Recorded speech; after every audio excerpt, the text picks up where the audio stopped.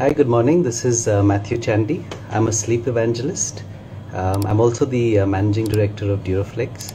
And today I'm really happy to be joined by Luke Coutinho, the lifestyle guru, who promotes an active lifestyle, good nutrition, great sleep, and lots of love as a way to help us in these times of difficult viruses and pandemics. So just give me a second and let me let Luke in.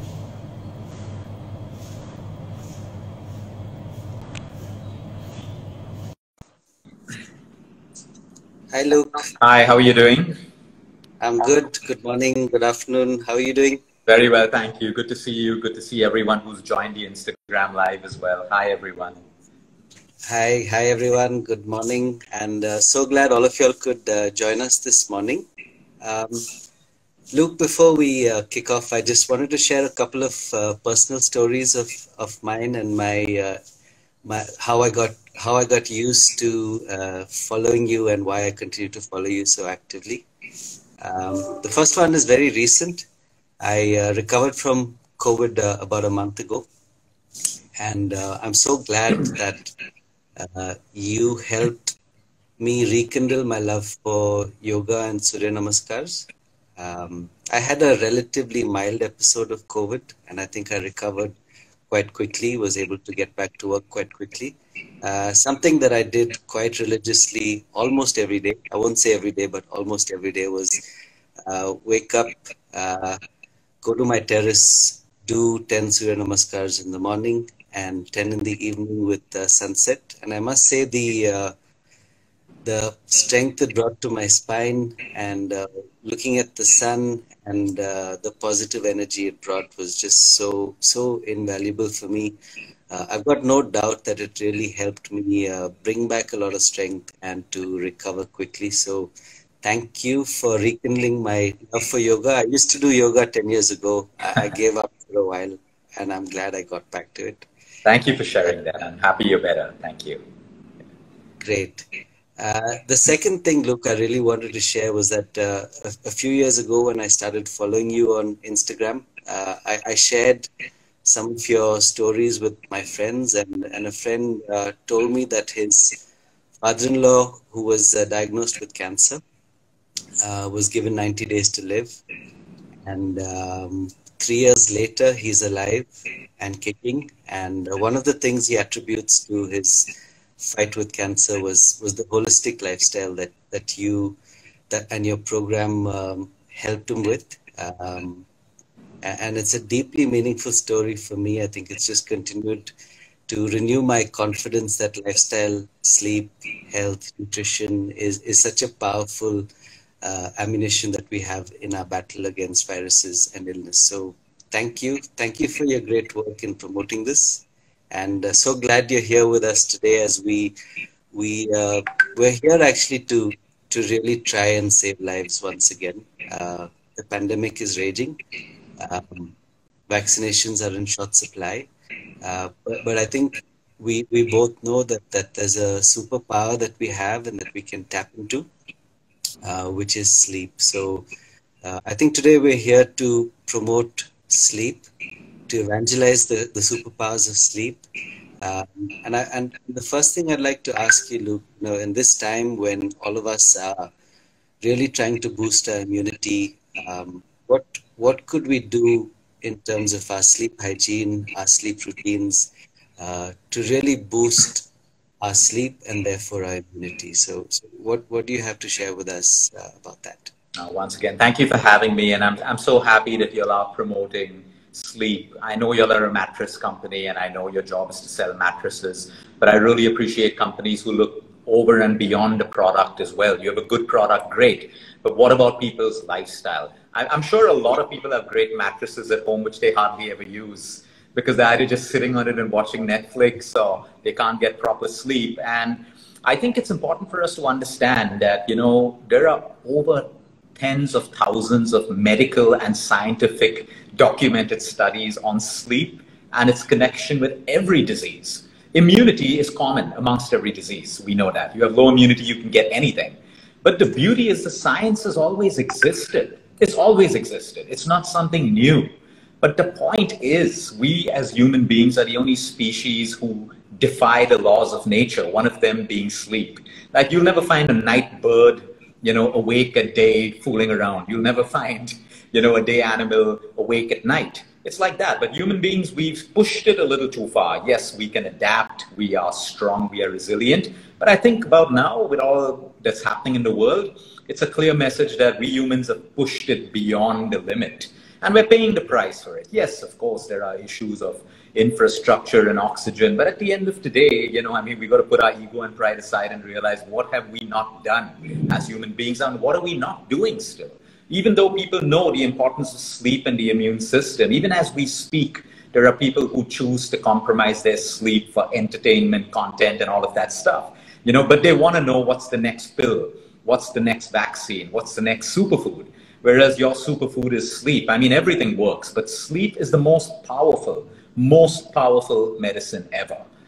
So I think to build great sleep hygiene, it's simple. The same way you build a company, you build something that you like, a hobby, you put in discipline, you put in consistency. It's as simple as that. So I think a lot of people see sleep as a waste of time. So what I personally like to coach my people on, even the busiest of the busiest people, I tell them, you don't have 24 hours in a day. Okay, like me personally, let me talk for myself. I have 16 hours in a day because 8 hours is kept for my sleep. Now, if I wake up in 6 hours, good. I've got 2 hours extra. If I wake up in 8 hours, I've not overstepped my quota for sleep. Now, that makes me have to manage my 16 hours more effectively. But if I don't manage my time, what am I going to compromise? My sleep.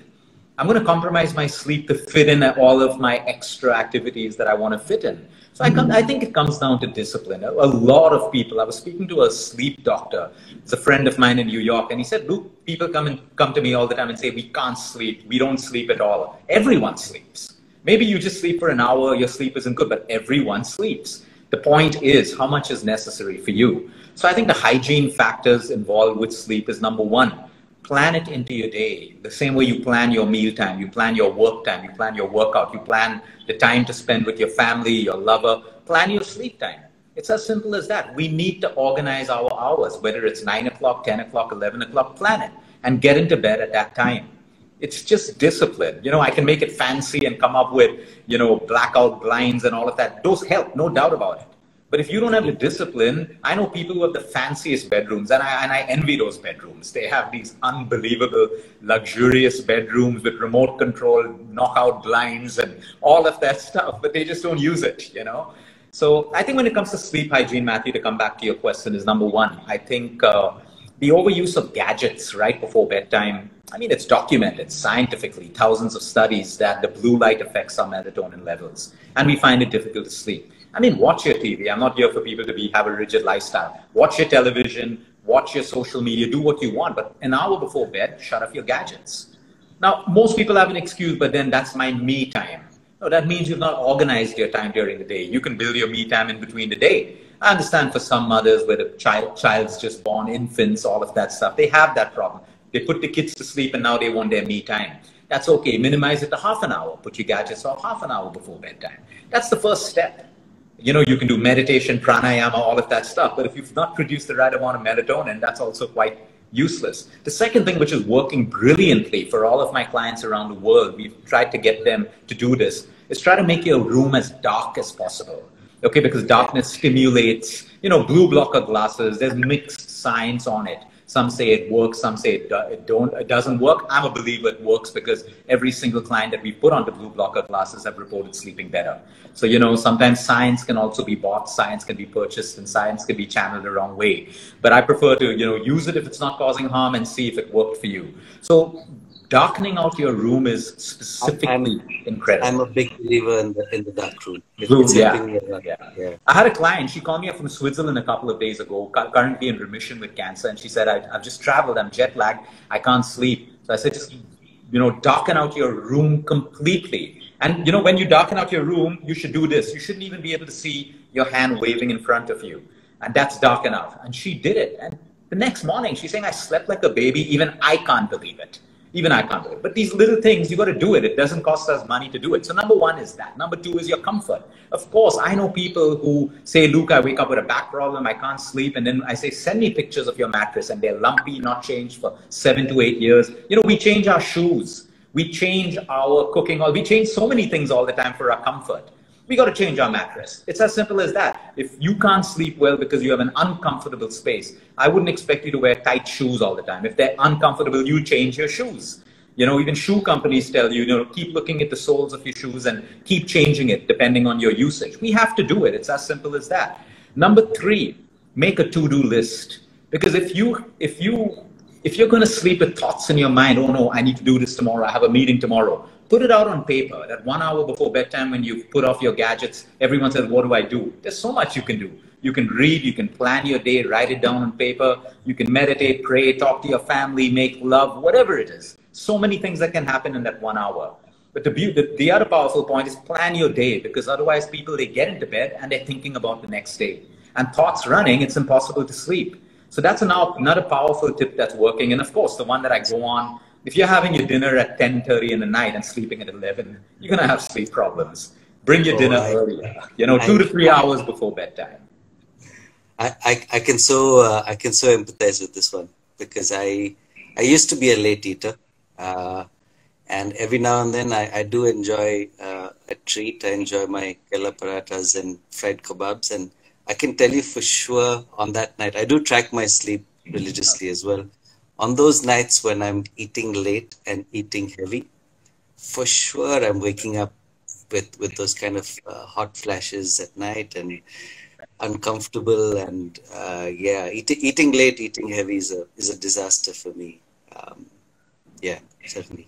Yeah, so see, these are some of the tips that have worked. I mean, you can have a glass of chamomile tea. You know, you can have your turmeric and milk. Yes, they contain amino acids that can help you boost melatonin and your tryptophans and all of that stuff. But it comes down again to hygiene. You know, it's so important for us to understand, even if you have a sedentary lifestyle, some people are not tired enough to sleep because they've just been sitting around the whole day and watching and consuming content and stuff like that. So make time for your workouts as well at the same time.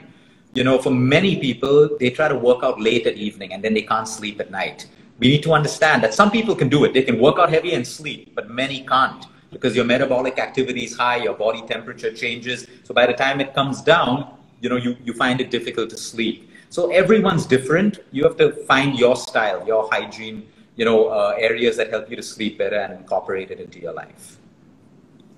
Great. Luke, can we, especially now when everyone's so focused on boosting their immunity, right? So could we touch a little bit on this? Because for one of the most influential books I read in the last 12 months was Why We Sleep by Professor Matt Walker. And you know, he's probably one of the best sleep scientists out there. And he's quoted so many clinical medical studies which have pointed to the fact that, you know, if you're sleep deprived, your immunity is going to be compromised. And therefore, I mean, to the point where sleeping deep, sleeping long and getting your 7 to 8 hours of sleep is proven to really boost your immunity by 4 times versus somebody who's sleep deprived. And is this something that you ascribe to as well? And in this time when everybody's really trying to fight this terrible virus out there, can we talk a little bit about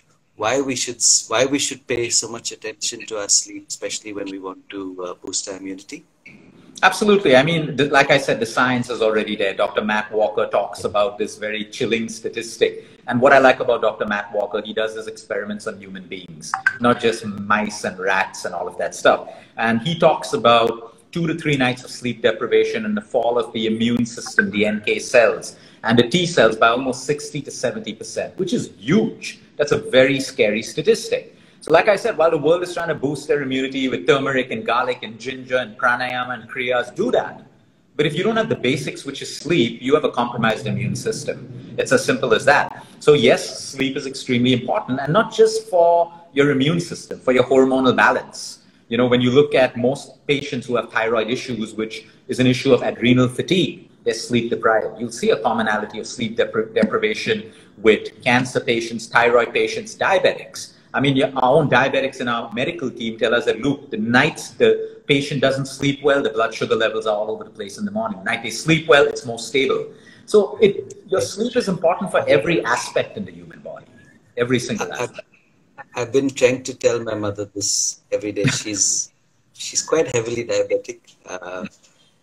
Her lifestyle could be a little better. I'm sure she's listening in. But yeah, I try to tell her this every day, and I'm really glad she listened more when I sent her a video of yours. That's nice. But yeah, sleep and its impact on diabetes is so important. That's actually one of the reasons I got so interested in sleep. I come from a family of lots of these seemingly genetic disorders. I don't think they're completely genetic. Diabetes is one of them. My dad had a heart attack when he was 59. So actually, that was one of the reasons we started getting so interested in sleep, and how sleep can be really a biomarker of things which are starting to go wrong, and how we can fix them much before they actually go wrong. Absolutely, yeah. Now, I'm happy you mentioned genetics, because there are studies. We've spoken to doctors when we were in Dubai who were like, I had the privilege of attending a class on epigenetics. And a lot of people today say, oh, I have bad genes. It's happened because of my genes. But you know what? Epigenetics, epi means environment. Today, we know that our lifestyle can also control the way genes manifest. We all have good and bad genes, you and me. We have it. But it takes something to trigger a bad gene, okay, into a disease. So we have something called gene expression and gene regulators. So something like sleep deprivation can turn on dangerous genes and switch off good genes. The same thing with every other aspect of the hormonal balance in the human body. Sleep deprivation can cause certain bacteria in our gut to grow more than they should. So you see, even our genes today can be controlled with lifestyle to an extent. And sleep, again, in epigenetics, is a huge leveler. If you don't have the right sleep, you can switch on and off genes rapidly, even if you're living a healthy lifestyle otherwise. Great. Look, another topic close to my heart. I live and work with a number of entrepreneurs, and our lifestyles are supercharged. We work hard. We take on a lot of stress at work, and I think most of us also now understand that we must also maintain a very active lifestyle, and therefore everybody's trying to wake up early and exercise and try and burn off some of the stress.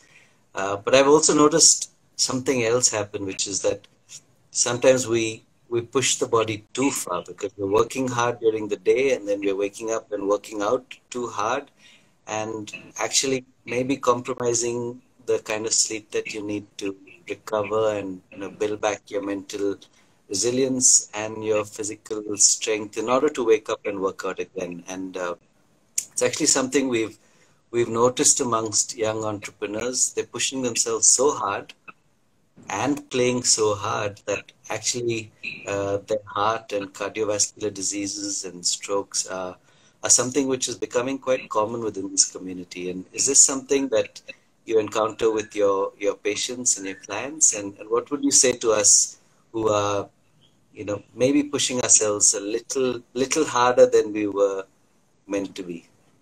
See, in life, for every action, there is a consequence that we have to be responsible for. So if we're choosing to push ourselves hard and not, balance lifestyle on the other side, we pay for it with the consequences, unfortunately. That's a law of nature that can never change, cause and effect.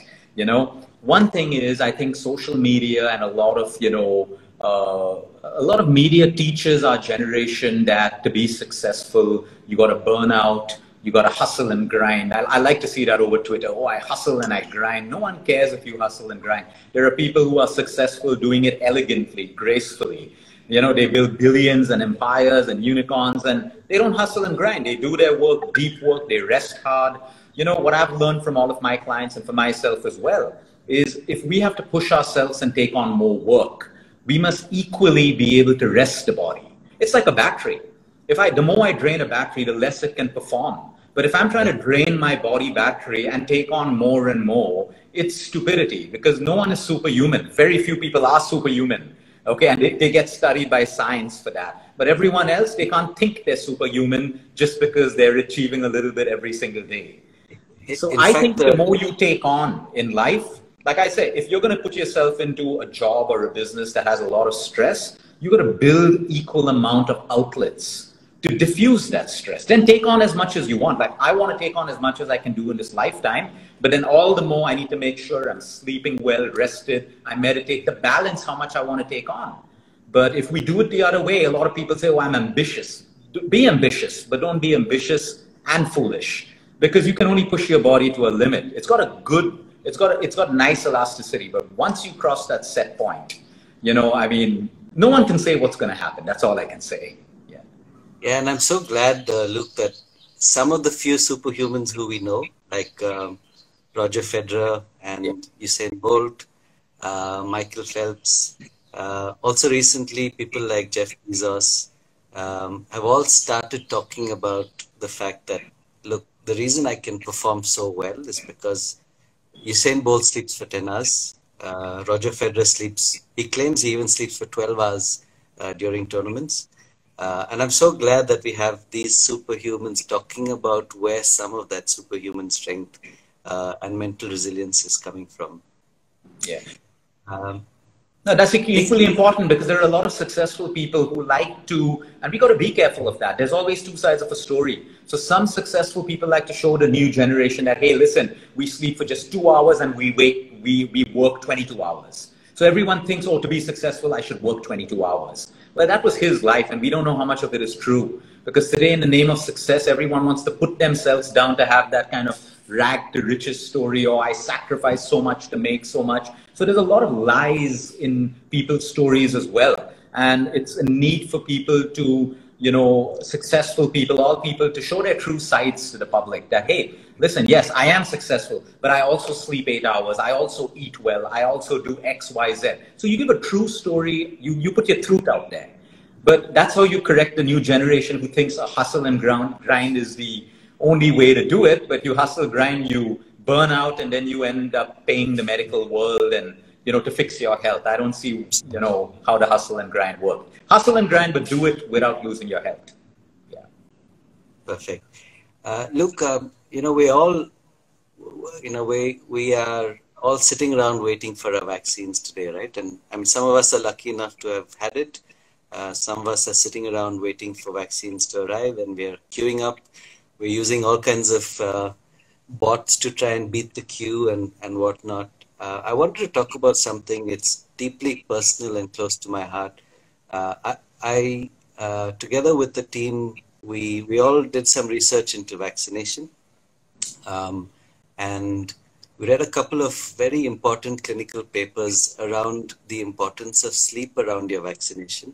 The most important one, the most meaningful one that I read was by Dr. Eric Prather, where he studied sleep routines in the context of the rhinovirus, which is a virus very similar to the coronavirus. And his conclusion was that the efficacy of the vaccine could go up by 40 to 50% if you had been well rested in the days leading up to your vaccination and the days following the vaccination. And I think it's just logical. It's because your mind and body are resting, and therefore they have the time and the patience and the energy to decode the virus of the vaccine and to build up the antibodies that the vaccine is meant to produce.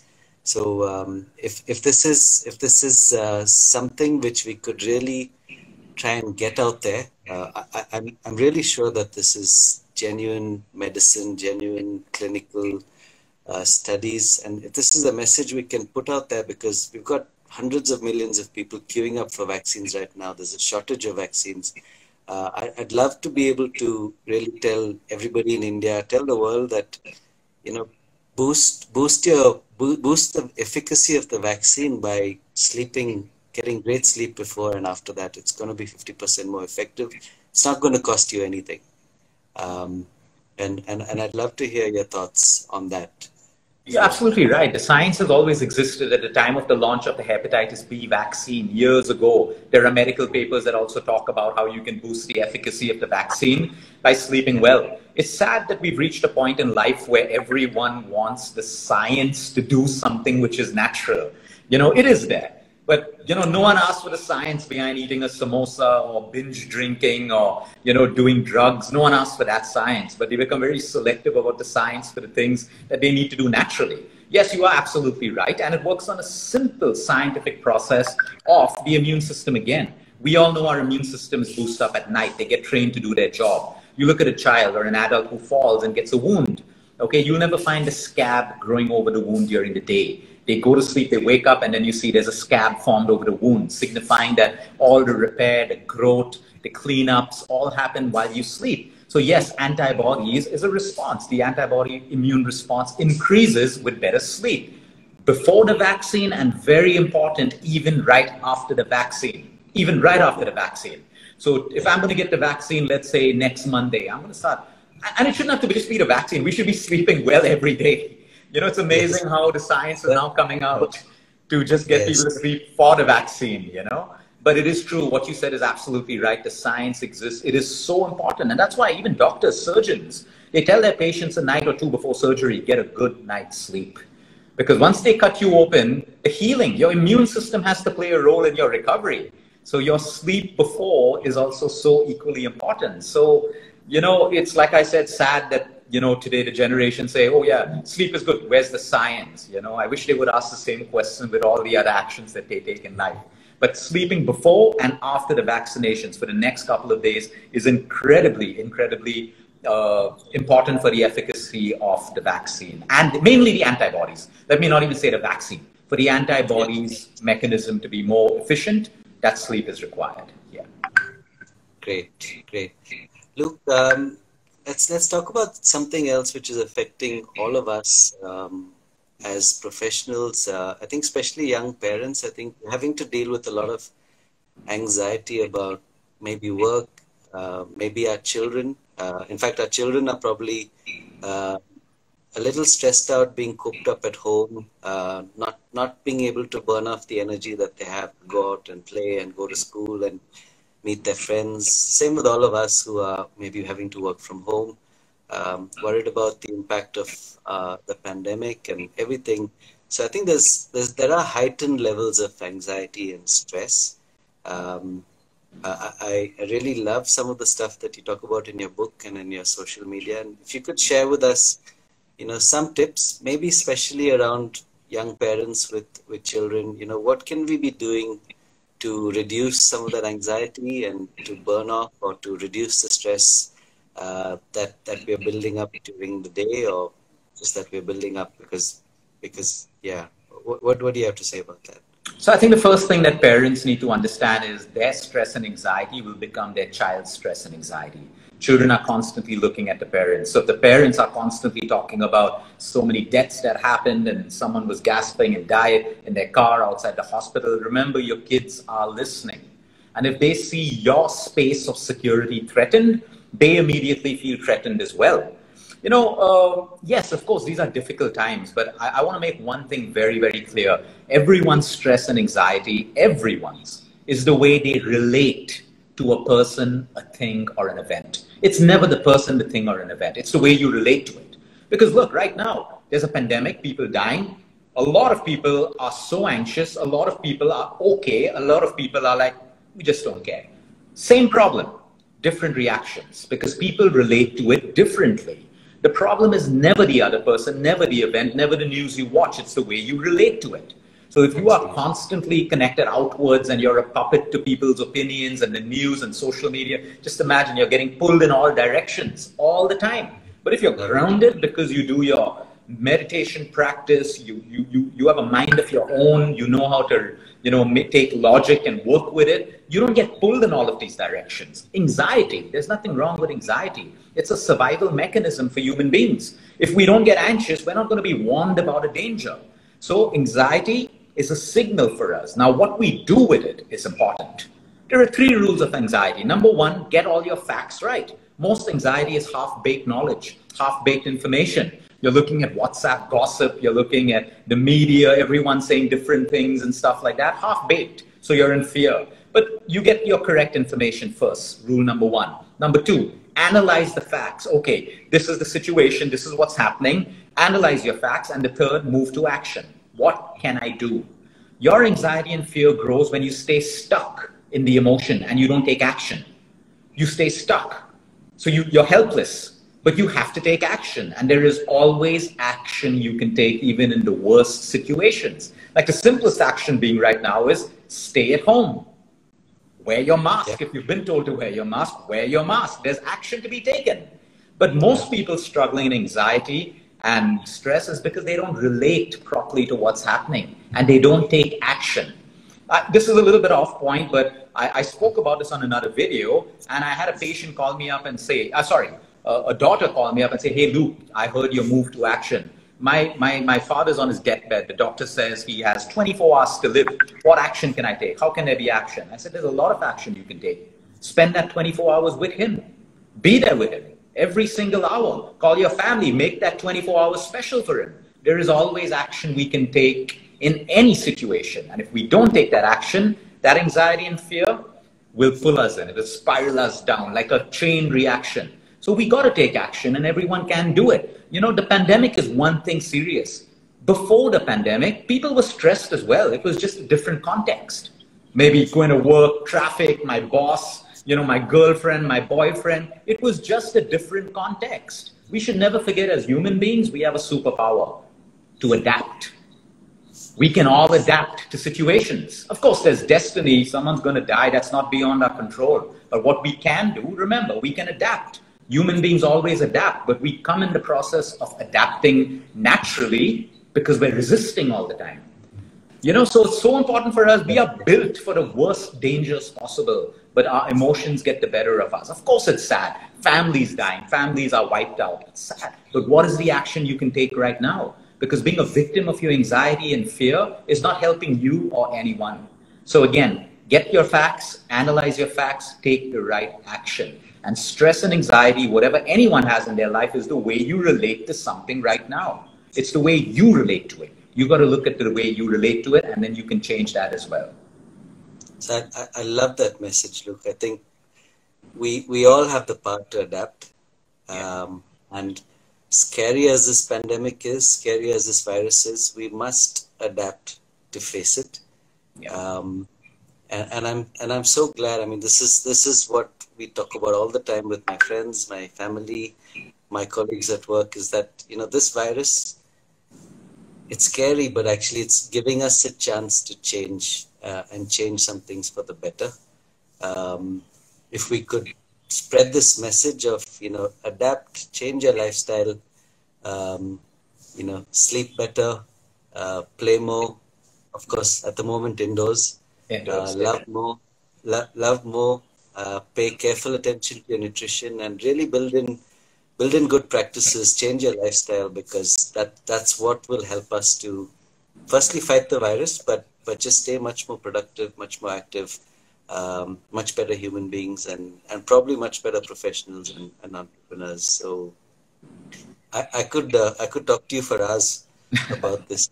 I just love the kind of work you're doing, the stuff you talk about in your book and in social media.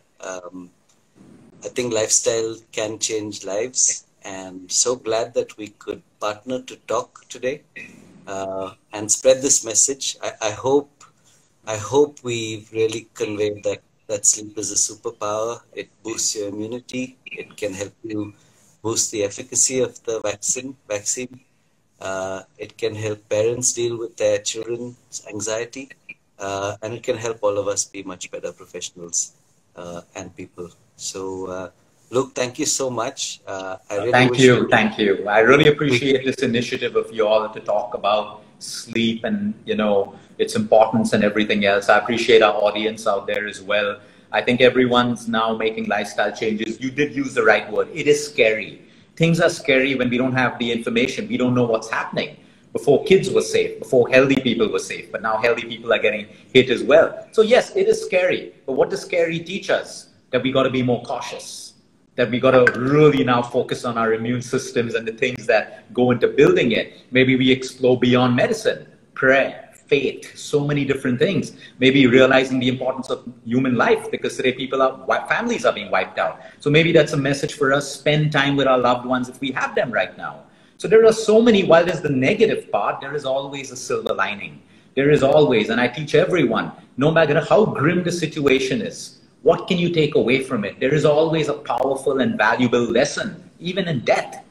Even in death. There is a lesson that all of us can learn from someone else's death. Someone else dying may not be our pain. But can we take a lesson away from that? There are always lessons that we can learn. Thank you so much for having me on this show. Thank you so much, Luke. It's lovely to have you. Keep spreading the good word of great sleep. Thank you. Okay, bye-bye. Bye, everyone. See you. Thank you, everyone.